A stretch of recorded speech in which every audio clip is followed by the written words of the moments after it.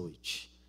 Eu quero ler com a igreja um texto que se encontra no Salmo de número 2. Salmo de número 2.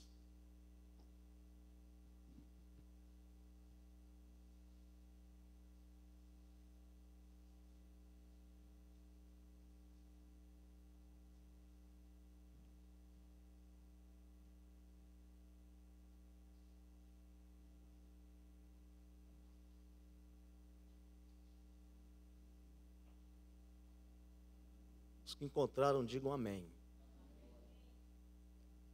Vamos ler o Salmo de número 2. É um salmo que contém 4 estrofes. Cada estrofe tem 3 versículos.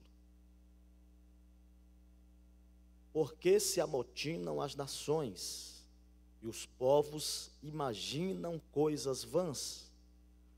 Os reis da terra se levantam e os príncipes juntos se mancomunam contra o Senhor e contra o seu ungido, dizendo: rompamos as suas ataduras e sacudamos de nós as suas cordas.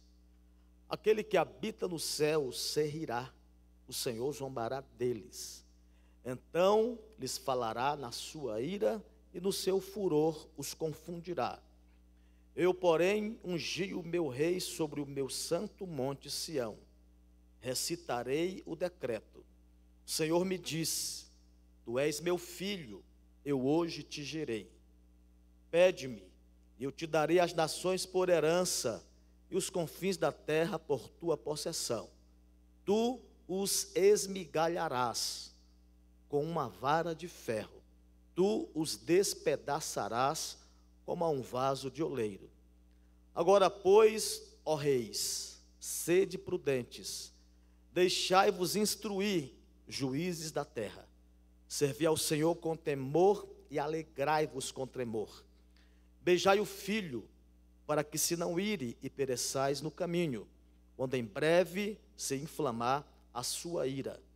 Bem-aventurados todos aqueles que nele confiam. Amém. Podem sentar.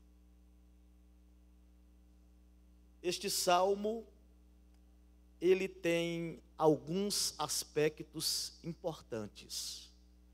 Nós temos aqui o contexto histórico do salmo. Ele é um salmo de coroação. Era cantado este salmo por ocasião da coroação de um rei. Quando o rei, ele era empossado no seu cargo de governante da nação, este salmo então, ele era entoado. Os reis de Israel, eles eram vistos como vice-reis, não reis verdadeiramente de fato, porque o rei real e ideal é o Rei dos Reis e o Senhor dos Senhores. Mas esse salmo também tem o seu aspecto profético. Ele é chamado de salmo messiânico, porque nós vemos aqui alguns textos que fazem referências ao Messias. O verso de número 1, ele inicia com uma pergunta. O salmista, ele está admirado, ele se impressiona, e então ele faz a pergunta: por que se amotinam as nações? E os povos imaginam coisas vãs. Os reis da terra, os príncipes, se mancomunam. Contra quem? Os príncipes, os reis da terra, os povos estão mancomunados ou amotinados. O texto diz que eles estão contra o Senhor e contra o seu ungido. Os reis da terra, as nações, os príncipes se amotinam. O que é se amotinar? Amotinar é fazer um motim, ou seja, uma rebelião organizada, é se rebelar, é se revoltar, é planejar de forma orquestrada algo contra um outro governo ou um outro reinado. Se mancomunam, ou seja, entram em acordo, se juntam, fazem aliança e se levantam contra o Senhor e o seu ungido. Quem é esse o Senhor? O Senhor é o Deus o Pai, a primeira pessoa da Trindade divina, o Deus eterno, o Criador dos fins da terra.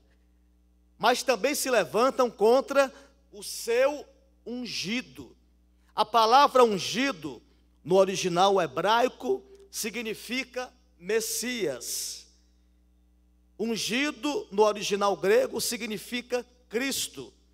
Então, esse ungido, contra o qual as nações, os príncipes e os povos se reúnem e se levantam contra ele, é o Senhor Jesus Cristo, o Verbo eterno de Deus, o Rei da glória, o Rei dos reis, o Senhor dos senhores, aquele Rei que virá e reinará com justiça e com equidade, e prevalecerá, e o seu reino dominará de norte a sul, de uma extremidade a outra extremidade do céu, da terra e do mar, porque o seu reino não é um reino apenas no aspecto espiritual, mas também é um reino que chegará um momento em que esse reino, ele terá um domínio também terrestre aqui na terra. De que maneira as nações, os povos, os príncipes estão reunidos e se levantam contra o governo de Deus? O que eles estão fazendo? Qual é a ação desses reis, nações, governos e príncipes? Nós estamos vendo essa ação orquestrada, essa ação organizada em todo o mundo. Nós observamos que há uma rebelião organizada contra Deus, contra os princípios absolutos e eternos da palavra. Nós estamos observando uma movimentação em quase todas as nações, em que reis, presidentes, legisladores estão criando leis que vão contra a lei maior, a lei eterna, a lei perfeita, a lei moral de Deus. Eu estava esses dias dando uma olhada nas minhas revistas que eu coleciono, tudo eu deixo guardado, e um dia eu olhando, peguei essa revista chamada Defesa da Fé, e comecei a dar uma lida na matéria de capa, que diz assim: um novo governo mundial que pode destruir as nações. Interessante que essa matéria, essa revista, é de julho de 2002, 16 anos atrás.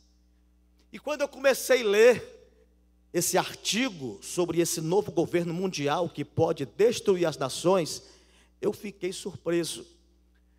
Porque há 16 anos atrás, em 2002, a gente não via o que a gente está vendo hoje, de uma forma tão explícita, de uma maneira tão intensa, de uma maneira tão escancarada.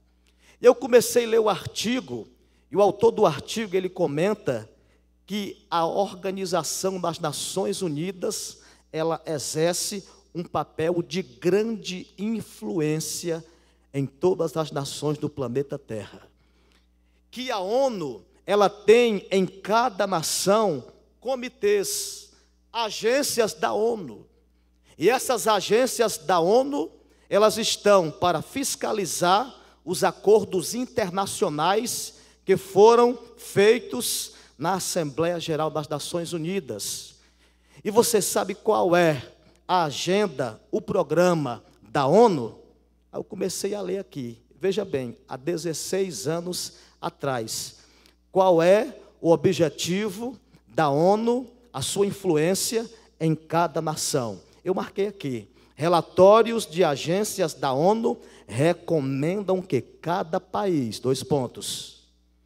Primeiro, elimine suas leis que proíbem a prostituição, possibilitando assim a sua legalização, ou seja, profissão de homem, de garoto ou de garota de programa, com carteira assinada, recebendo salário, quem sabe até do governo. Segundo, torne o aborto um direito livre, protegido por leis nacionais e internacionais, dando às adolescentes acesso irrestrito e tornando a falta de serviços de aborto um crime em todos os casos. Terceiro, diminua a importância do papel das mães e aumente os incentivos para elas trabalharem fora, em vez de permanecer no lar para cuidar dos filhos. Quarto, diminua a autoridade dos pais e, ao mesmo tempo, aumente os direitos das crianças. Observe que a ONU está sugerindo que os países mudem as suas leis, criem novas leis para legalizar aquilo que a Bíblia chama de iniquidade. Aquilo que a Bíblia diz que é pecado. O homem muda, as leis dos homens mudam, mas as leis de Deus jamais mudarão. O que era pecado ontem continua sendo pecado hoje. Deus não faz concessões. E mais na frente eu anotei ainda outras questões. Os comitês da ONU recomendam combater os papéis sexuais tradicionais e os estereótipos. Segundo, definir gênero como simplesmente uma invenção social, não uma diferença biológica, ou seja, ideologia de gênero. Terceiro, reescrever os livros escolares e os currículos de todas as séries escolares para promoverem a nova definição de gênero. Financiar estudos de gênero que promovam atitudes mais tolerantes para com estilos de vida sexual diferentes. Realizar campanhas públicas para promover as questões de gêneros. Há 16 anos atrás, irmãos, isso.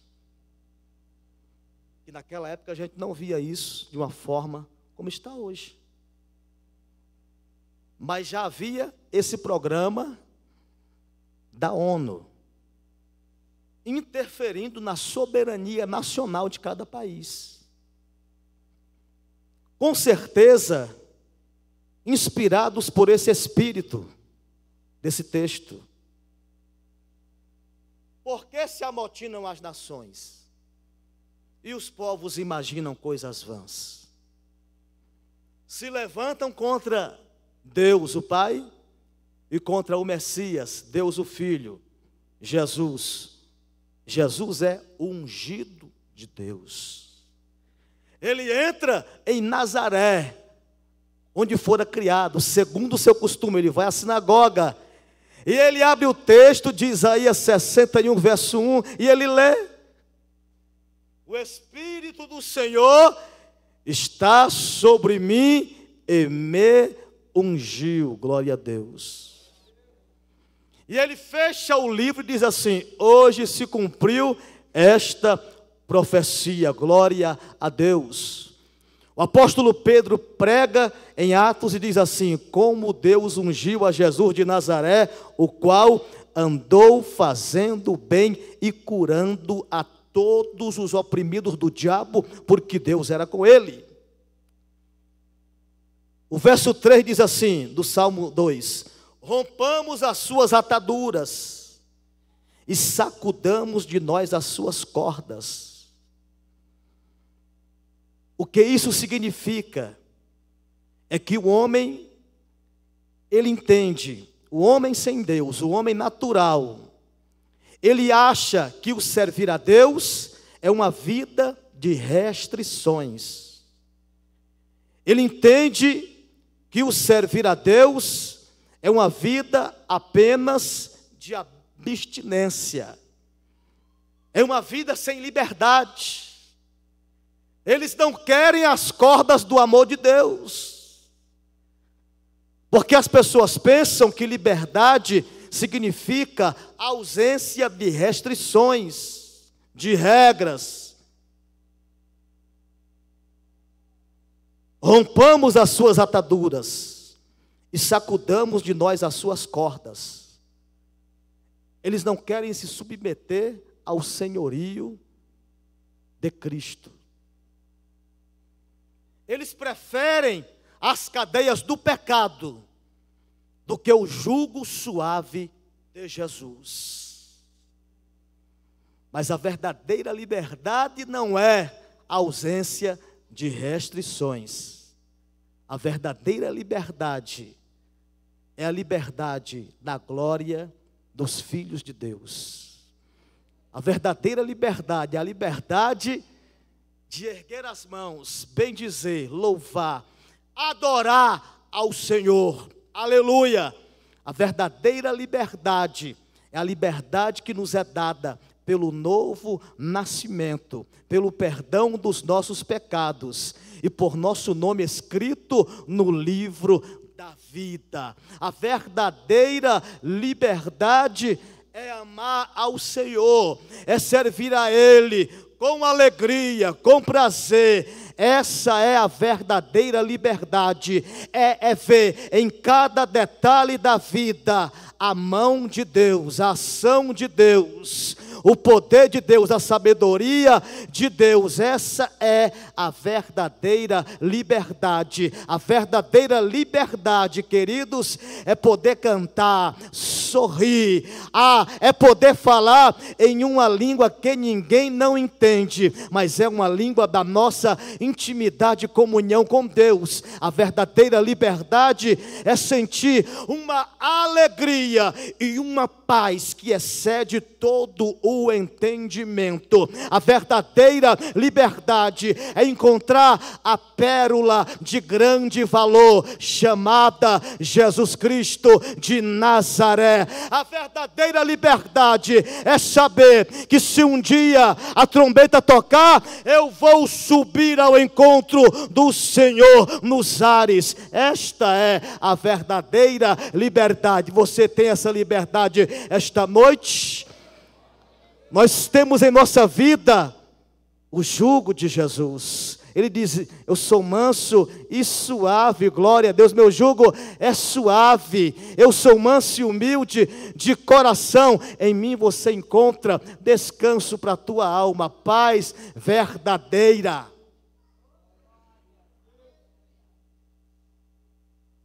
Sacudamos de nós as suas cordas. A gente vê esse movimento mundial, essa rebelião organizada contra Deus. E isso já é prenúncio da manifestação, da preparação realmente de um novo governo mundial, de uma nova ordem mundial. A plataforma já está preparada para o governo, para o reinado do anticristo.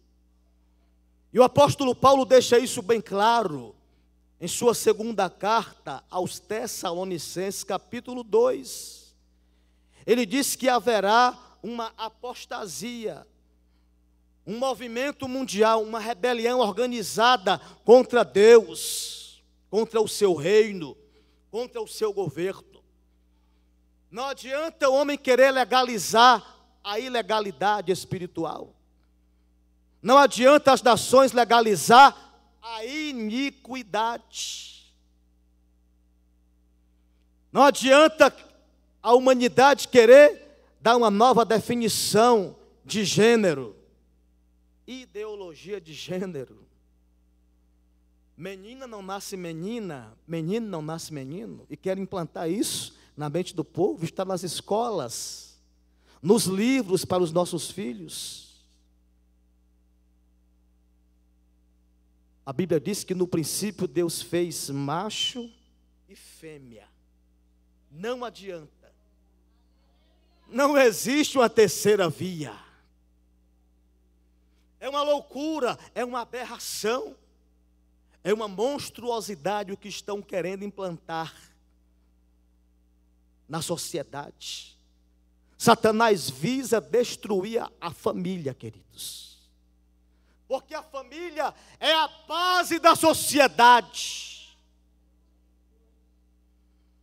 A base da sociedade é a família tradicional, constituída de pai, mãe, um homem e uma mulher, e filhos.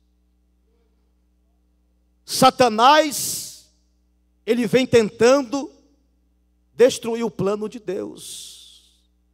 Deus disse: crescei e multiplicai-vos, enchei a terra. Duas mulheres não podem procriar. Dois homens não podem procriar. É uma normalidade. É uma consequência da deformação do pecado na vida do homem. Algumas pessoas pensam assim: não, deixa estabelecer casamento homoafetivo, não tem problema, é apenas um direito civil deles. A questão é que essas leis que legalizam a união homoafetiva, elas não ficam só nisso. Um dos primeiros países a legalizar a união homoafetiva foi o Canadá, há mais de 10 anos atrás. Só que essas leis, elas vêm trazendo uma nova definição de família. Por exemplo, não pode mais ter dia das mães nem dia dos pais. Faz parte da agenda do ativismo gay, irmãos. Não se engane. Não pense que fica só nisso. Não, é só para casar. Deixa casar, deixa quem quiser casar. Sim, casa. Quem quiser casar, case. Mas não impor uma ditadura gay na sociedade. No Brasil já há projetos desses partidos de esquerda para acabar com o dia das mães e dia dos pais. E mudar o termo, ao invés de dia das mães ou dia dos pais, é para ser dia do cuidador. Isso é satânico, isso é diabólico. São as nações amotinadas contra Deus. No Canadá, você não pode abrir a boca para falar nada. Você pode ser processado. E sabe quem paga o advogado do que está te processando? É o Estado. Filhos estão sendo tirados dos seus pais, porque os pais dentro de casa foram ensinar o que é o pecado e o que não é. É uma mordaça na boca. É uma imposição. Então esse projeto, ele vai muito além daquilo que você pensa e imagina. Qual é a reação de Deus? O salmista vai mostrar. As nações estão reunidas, criando leis, afrontando ao Deus Todo-Poderoso. Como Deus reage? Será que Deus se sente ameaçado? De jeito nenhum. O texto diz, no verso de número 4, aquele que habita nos céus,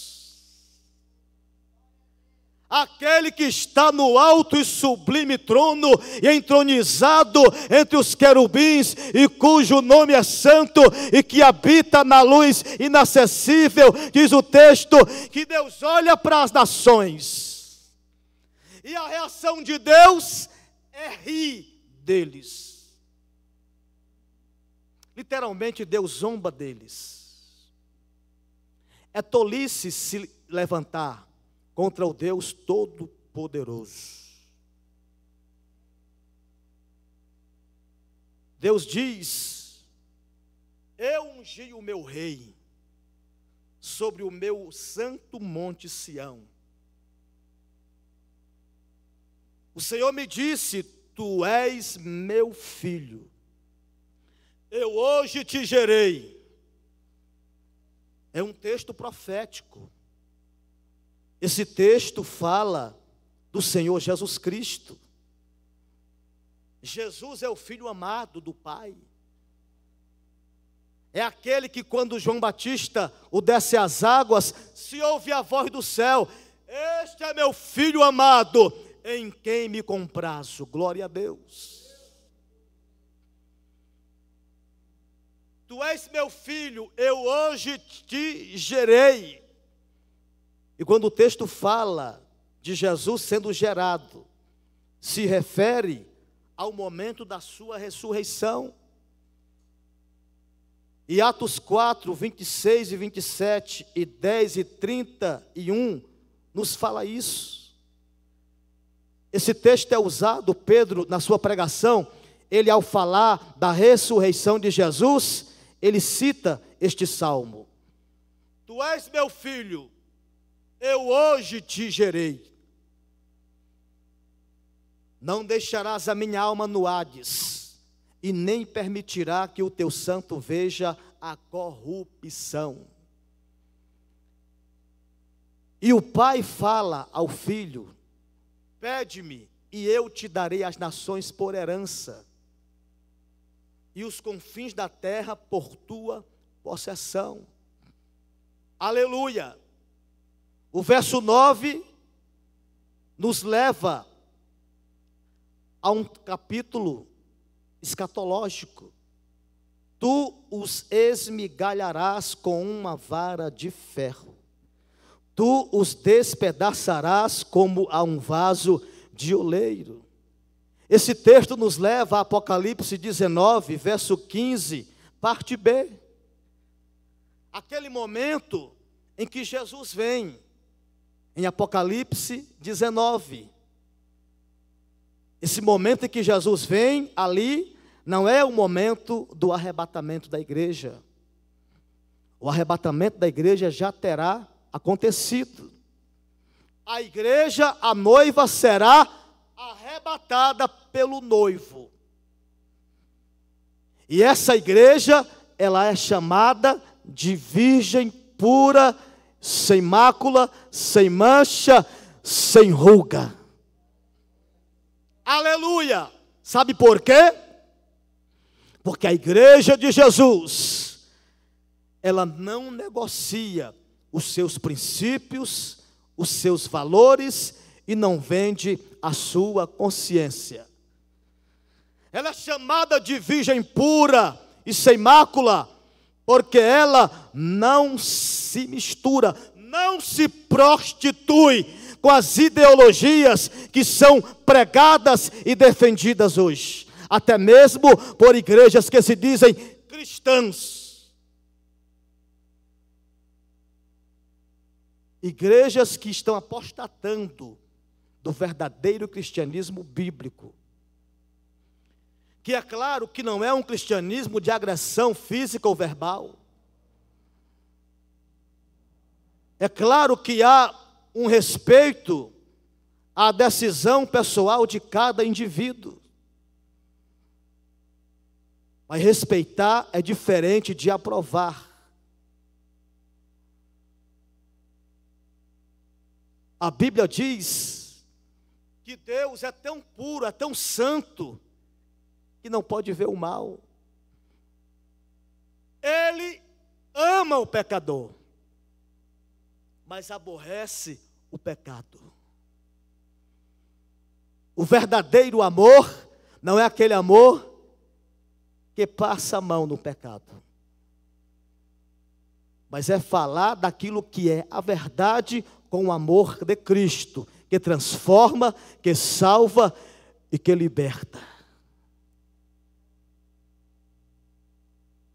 Tu os esmigalharás com uma vara de ferro. Isso aqui fala de Jesus.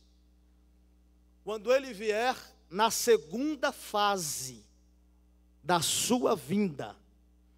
Porque Jesus virá uma vez em duas fases.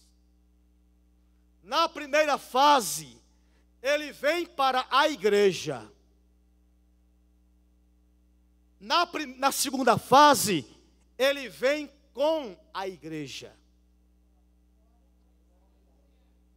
Na primeira fase, será mistério.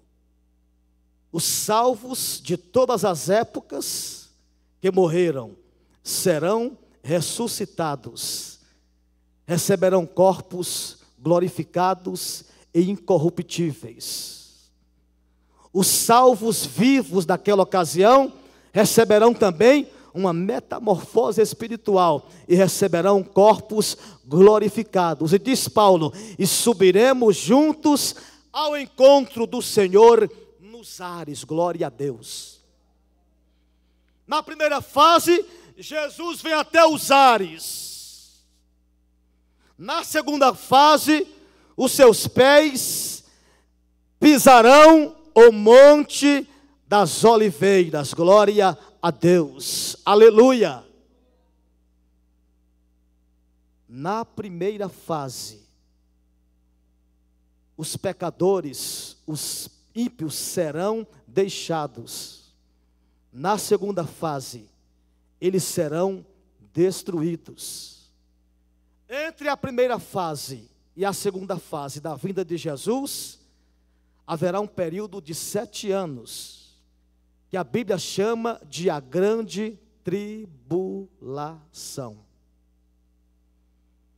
Os primeiros 3 anos e meio da grande tribulação serão um período de falsa paz, prosperidade e segurança.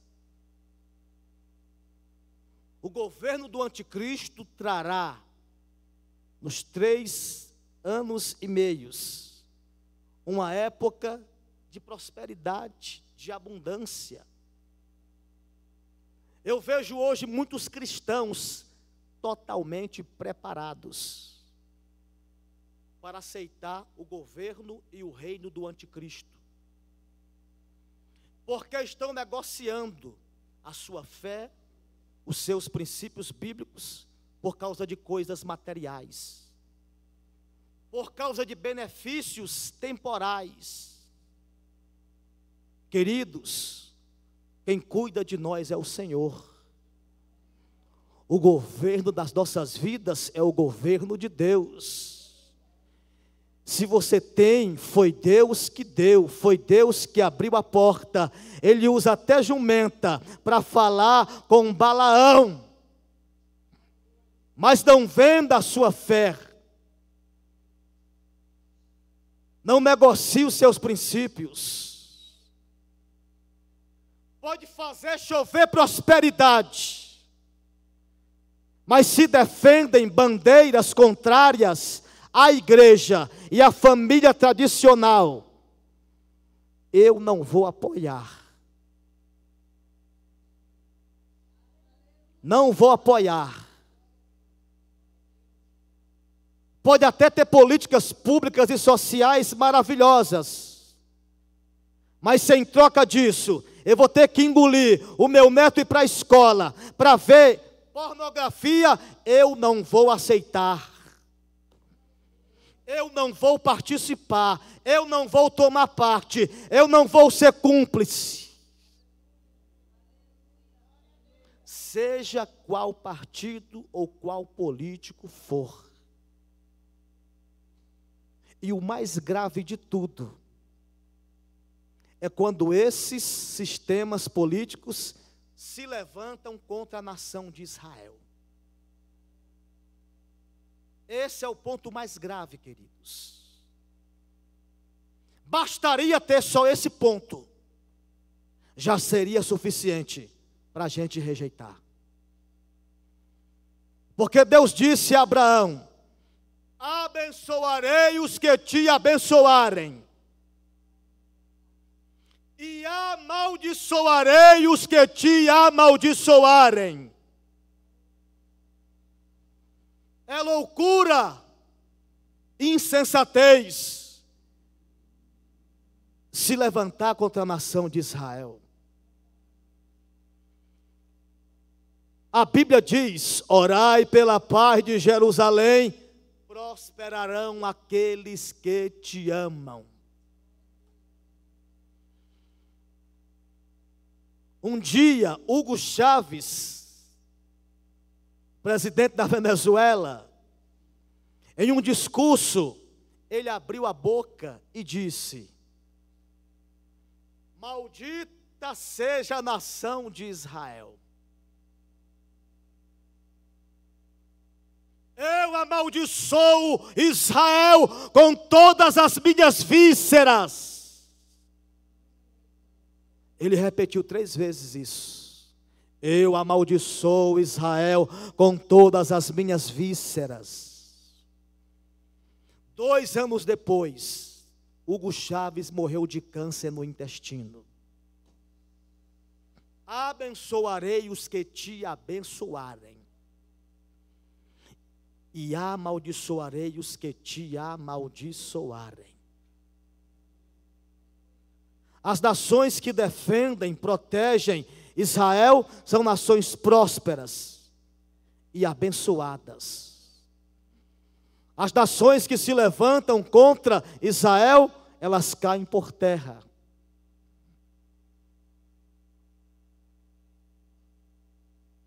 Jesus virá depois dos 7 anos da grande tribulação. Ele virá. Durante esses 7 anos, a igreja já estará com Cristo nos quartos da eternidade. Durante esses 7 anos, nós já teremos passado pelo tribunal dos galardões.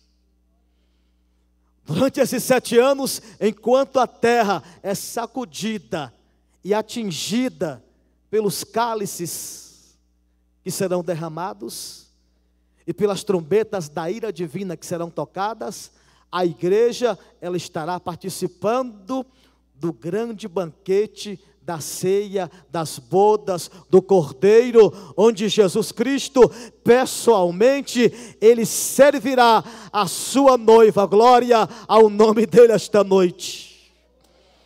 Isto é glorioso, isto é lindo, igreja. Aleluia. Nós não vamos estar aqui, queridos, para ver rios e mares e oceanos se converterem em sangue. Nós não vamos estar aqui para ver, quando cair sobre a cabeça dos homens, pedras de 60 quilos. Não vamos estar aqui para ver os horrores da grande tribulação. Porque em Apocalipse 3, verso 10, Jesus diz assim: eu te guardarei da hora da tentação que há de vir sobre o mundo, para provar a todos os habitantes da terra. Aleluia. O anticristo se revelará. Ele já está por aí, eu tenho certeza. Porque os sinais estão muito claros. Os sinais estão muito fortes. Eu penso que não falta outra coisa acontecer para Jesus vir buscar a igreja, ao não ser a trombeta tocar. Porque tudo está claro, igreja. As nações estão esperando esse governo mundial. Eu tenho um casal de amigos que foram a Bruxelas, na Bélgica, e chegaram ali, na sede da ONU. E na sede da ONU existem bandeiras dos países que compõem a ONU. E ao chegar naquelas bandeiras, eles perceberam um mastro sem bandeira. E a esposa do meu amigo perguntou para o segurança: o que significa esse mastro sem bandeira?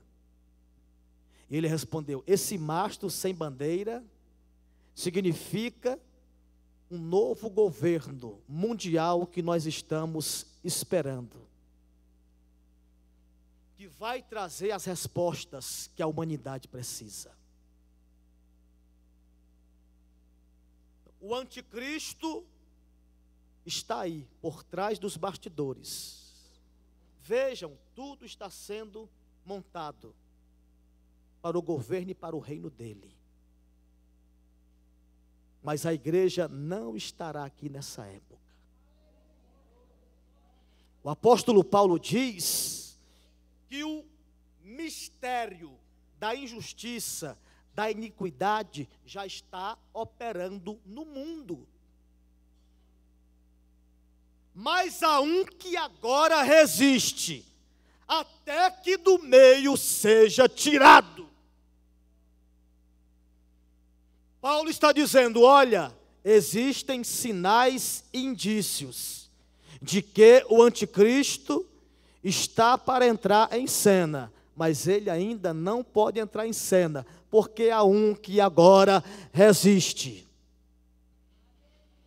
Existe um poder, uma força na terra que resiste à ação completa e total do anticristo. Ele tem que respeitar. Aleluia. Glória a Deus.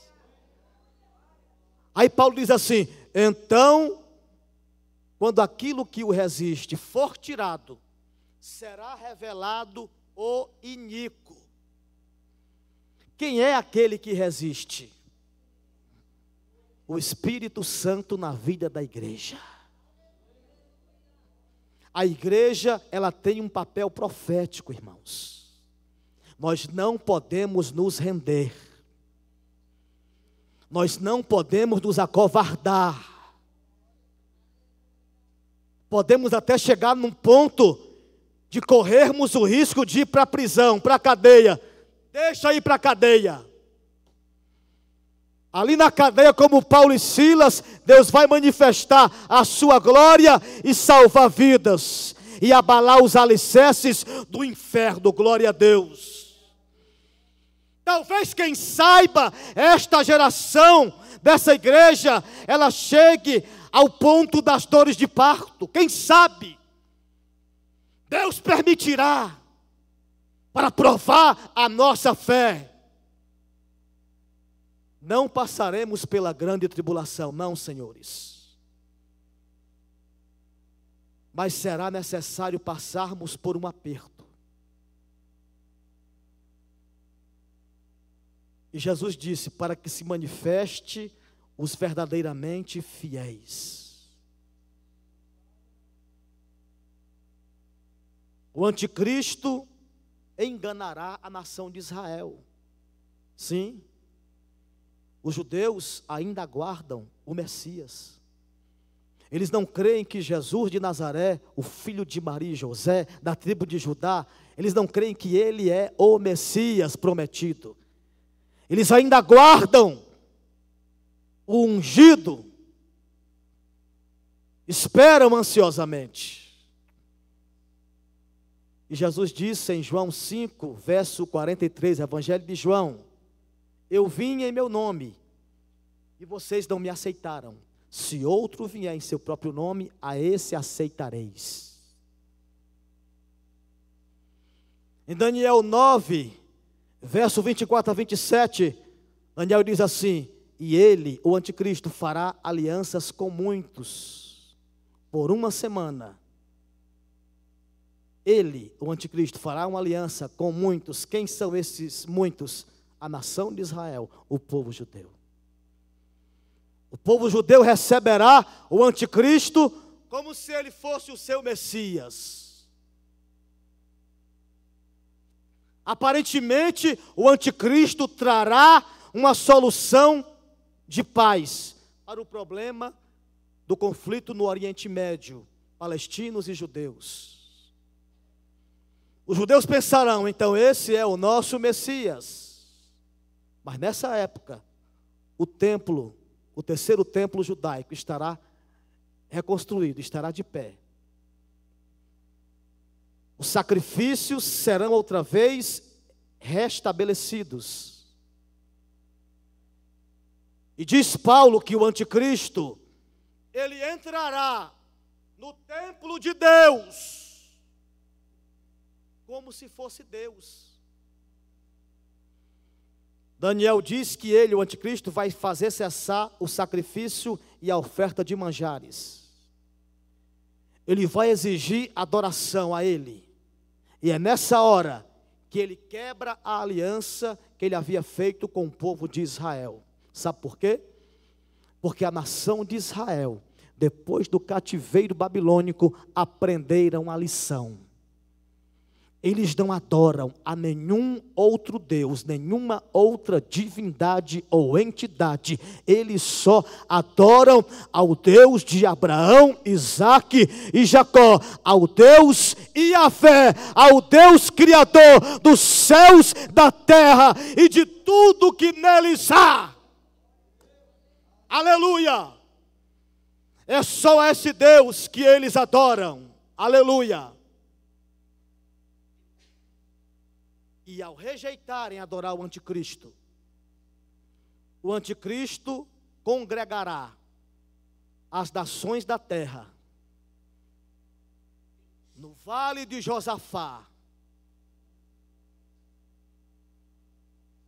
num lugar chamado Armagedon,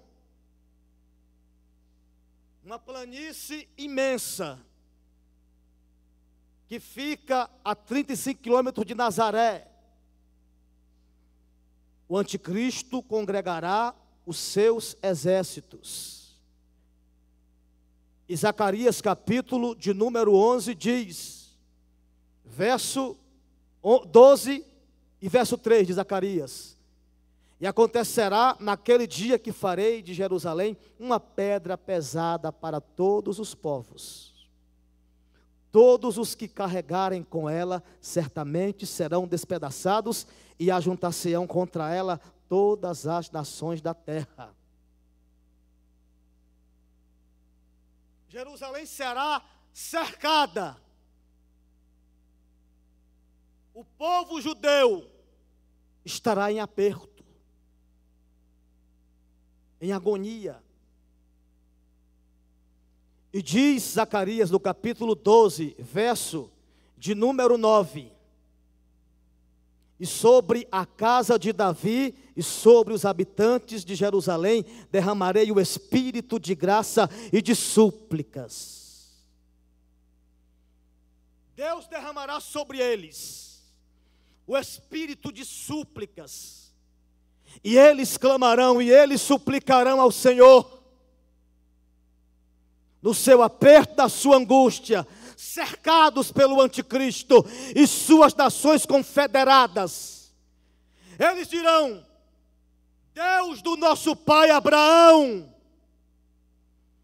lembra-te da aliança que tu fizeste com Abraão, Isaque e Jacó. E é nessa hora que acontece, queridos, a segunda fase da volta de Jesus, em que ele vem com a igreja. Glória a Deus. A igreja glorificada, galardoada, adornada com vestes de justiça. Glória a Jesus. Jesus vem. É aí onde vai se cumprir aquele texto: as potências do céu serão abaladas, e todas as nações da terra verão o Filho do Homem vindo sobre as nuvens do céu com poder e grande glória. Aleluia, glória a Deus.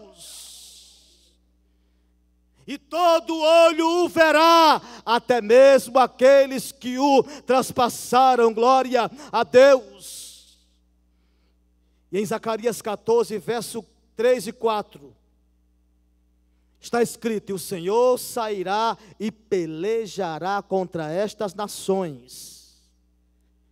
Verso 4: e naquele dia estarão seus pés sobre o monte das oliveiras. Glória a Deus. E no verso 5, a parte C, o texto diz: então virá o Senhor meu Deus, e todos os santos contigo, ó Senhor. Aleluia! Glória a Deus! Jesus virá, diz Paulo, e ele destruirá o anticristo com o sopro da sua boca.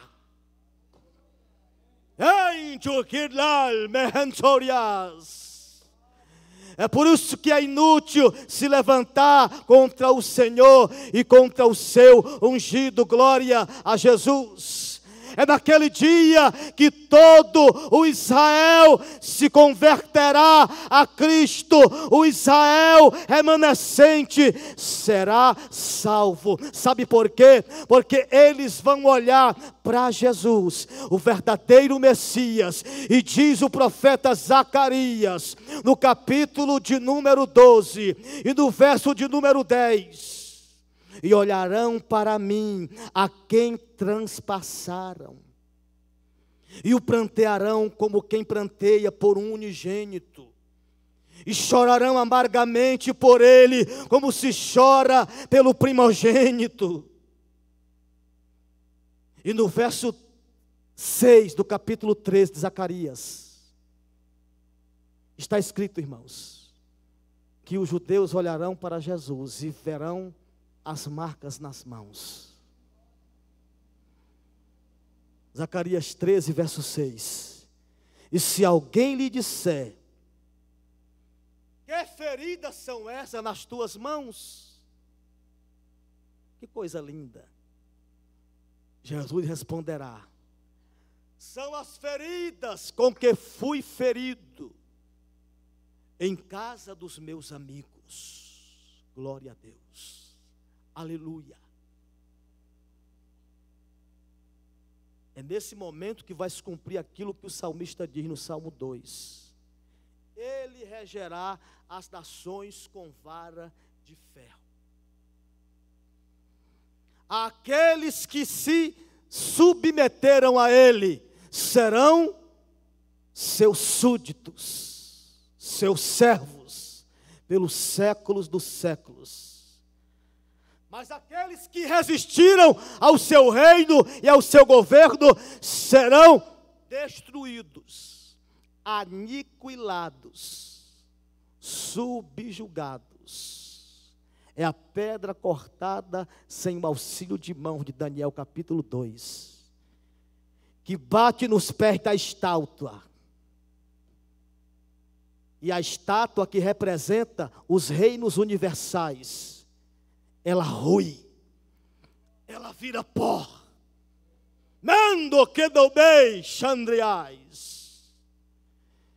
E aquela pequena pedra que bateu nos pés da estátua, diz o texto, que ela se torna uma grande montanha e enche a terra. Fique de pé nesta hora. O reino universal de Deus será estabelecido na terra. Glória a Jesus. E diz o profeta que o conhecimento do Senhor será como as águas que cobrem o oceano. Bendito seja Deus. Queridos, naquele tempo, naquele dia, no chamado reino milenial, Jesus faz uma promessa para você e para mim. Ao que vencer e perseverar até o fim, eu lhe darei poder sobre as nações. Aleluia, glória a Deus. É por isso que a Bíblia diz em Apocalipse 1, verso 5, que Ele nos fez reis e sacerdotes para a glória de Deus o Pai. Eu não sei quais são as tuas batalhas. Eu não sei por quais vales você está passando e atravessando na sua vida. Mas eu quero te dizer, não desista da sua fé. Fica firme. Vale a pena servir a Jesus. Vale a pena passar pelos vales. Porque o que te está reservado é algo que a Bíblia diz que nem olho viu, nem ouvido ouviu, e não penetrou no coração de homem algum as coisas que Deus tem preparado para aqueles que o amam. Levante a sua mão nesta noite.